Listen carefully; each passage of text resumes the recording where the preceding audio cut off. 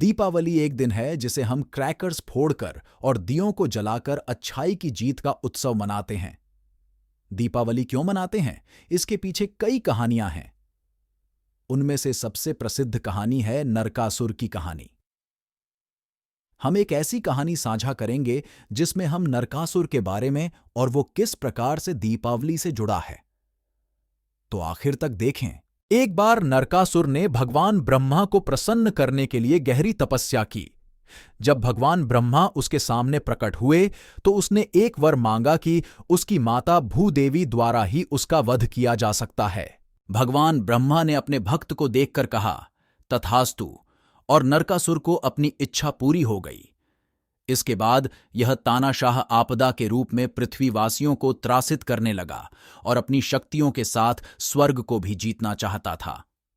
इस रूप में नरकासुर ने जीते हुए राज्यों की 16,000 राजकुमारियों को कैद कर लिया। उन्होंने सभी को हराया हो चुका था। फिर नरकासुर ने अपनी गदा के साथ स्वर्ग के इंद्रदेव के दरवाजे पर खटखटाया। नरकासुर के क्रोध से भयभीत होकर देवताओं का राजा इंद्रदेव भाग गया, जिससे नरकासुर को स्वर्ग में प्रवेश का मौका मिला।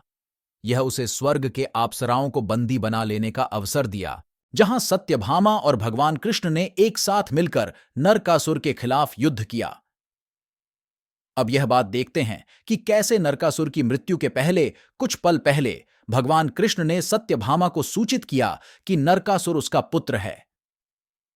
सत्यभामा को देखकर नरकासुर ने अपनी मां से एक इच्छा की। उसने इच्छा की कि उसे खुशियों के लिए याद किया जाए और उसकी नफरत के लिए नहीं। सत्यभामा ने अपने बच्चे को आशीर्वाद दिया और उस दिन को नरक चतुर्दशी के रूप में जाना गया। यह दिन दीपावली से पहले मनाया जाता है। इस तरीके से दीपावली का पहला दिन नरकासुर की मृत्यु की जयंती के रूप में जाना जाता है, जिसे हम नरक चतुर्दशी भी कहते हैं।